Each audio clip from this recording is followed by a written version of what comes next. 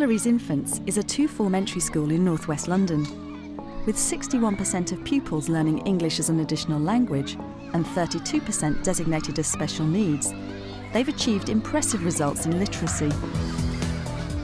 Their Key Stage 1 teacher assessment shows 88% of pupils reading at level 2 and above, rising to 96 for writing and 97 for speaking and listening. Welcome, Kung Shi. Zhao Shang Hao. In this programme, we'll see how teachers use a creative cross-curricular approach to Key Stage 1 literacy, developing pupils' listening and speaking skills and their phonic knowledge to produce high-quality writing and reading. Jimp is ch-ch. Chimp, hit. The most fundamental aspect for children in an infant school is the understanding that reading and writing is enjoyable and meaningful. And if you haven't got that established, then you're fighting a losing battle with children.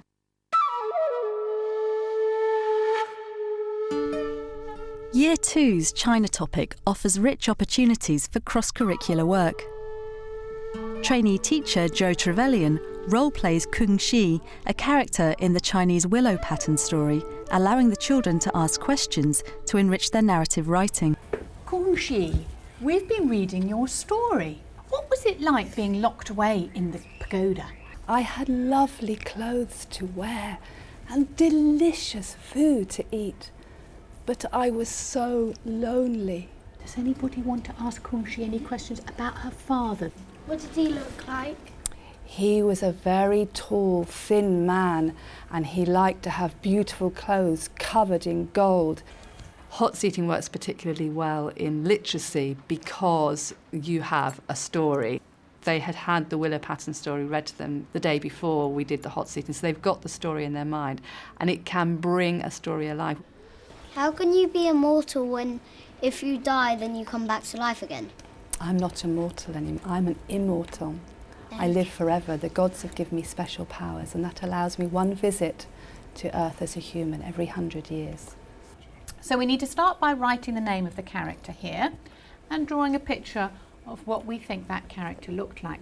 And I'd like you to write 2 or 3 sentences about that character. Do you want to put it? No. Okay.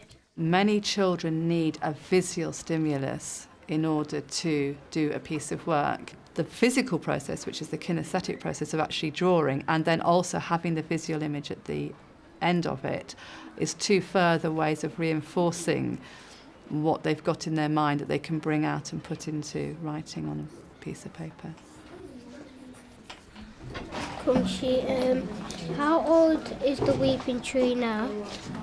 1,000 years. Thank you. And there were a number of children today who wouldn't normally ask questions, who are children for whom English is a second language or who are usually quite shy, and yet all of them did in fact ask a question. Some of them not in the group, some of them came up individually, but they all asked a question. So you allow them the opportunity to find the information they need in the way that suits them. Let's have somebody who'd like to read their own story. Theo, would you like to come and read your story? One sunny day, Kung Shi and Shang were flying over the sunny horizon. After that, they swept down to the ground and looked for some nice juicy worms. Kung Shi and Shang saw the bad fox. The fox was hungry. He loved doves on toast. And their little 18-month chick was saying, "Mama, Dada." It was so cute, and soon later they were adults, and Kung Shi and Shang were grandma and grandpa. I get to be a grandma and grandpa as well. What a wonderful story. I think now we should say goodbye, Kung Shi. Kung Shi. Why are we at school today? What would go at the end of that? Angel just gave you a clue. She said, why? She picked out... Deputy Head Sally Quartson embeds earlier phonic learning with Croker the puppet. Croker helps us to make sure we say the words properly, and we say them so that we can also help ourselves to spell them properly. Hoa. No!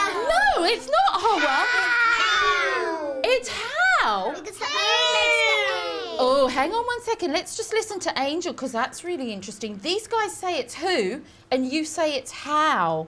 What do you say it's how for? Because the O and the W do what? The M and W make ow. Oh, like ow, I hurt myself. Yes. Wicker. No! What did he do wrong then? He missed the ch on the end. Mohammed, you are such a hero. He forgot, my dear, that the CH says ch. It's very easy to work it out because you can just do what? Because there's two blends, and Caitlin made those blends perfectly. We will continue to develop more synthetic phonic use within the school. Children do need that specific knowledge of how sounds work and how they're used. So while the phonics will be dealt with regularly, daily, for the 10 or 15 minutes that it will need to be allotted, it will also be picked up on and referred to throughout their work in both reading and writing in the rest of the literacy focused development areas.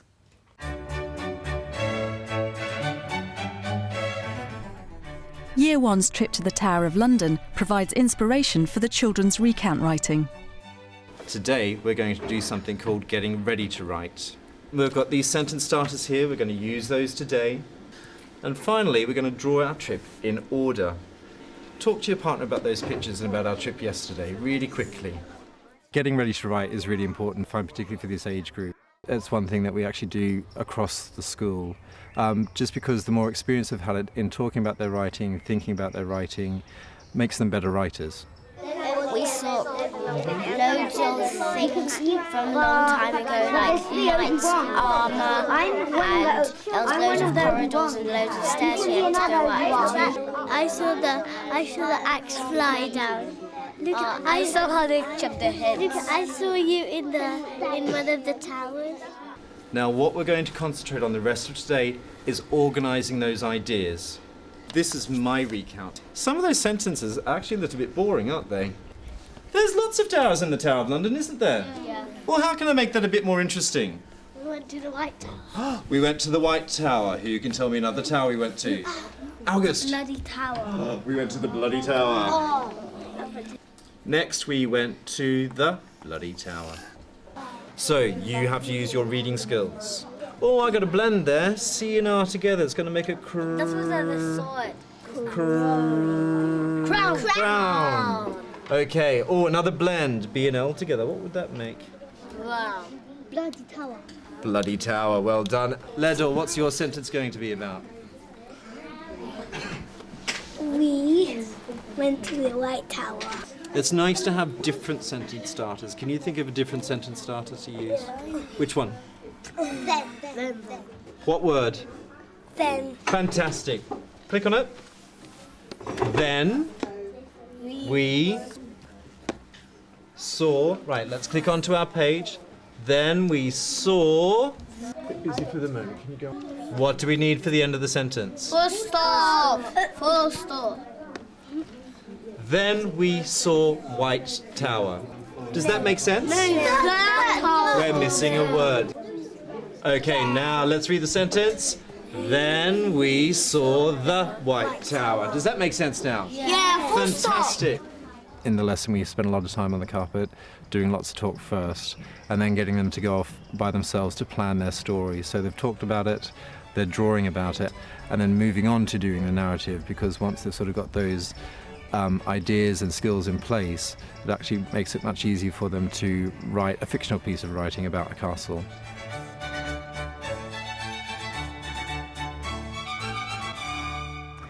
So, today we're learning to write the ending of our story using super sentences. And good, with a sentence starter and juicy words. Excellent. So once upon a time, a nasty even. Well, you could use mean or nasty or both of them. It's up to you. Okay, you see if you can put it in. how can you end the story to let us know that everything worked out fine thanks to the prince? The knight saw the man chop their head off. But you said the enemy's already run away. Yeah, but then the knight was by the bushes, and then he jumped out of the bushes and he chopped their neck off. Once upon a Tuesday, there was a beautiful princess. She was beautiful. She went to her bed. In the end, the nasty goblin and the brave princess went over the hill and into the castle, the end. This year in Year 1, we've seen a massive amount of progress with children's development with their use and application of spelling strategies and word level strategies in not just their reading but in their writing as well. Year 6 pupils from neighbouring Mallory's Junior make their weekly visit to read with their partners in Year 1. We're going to start off with the Year 6s listening to their Year 1 partner reading. Okay, and after that, you're going to be able to go over and choose a game.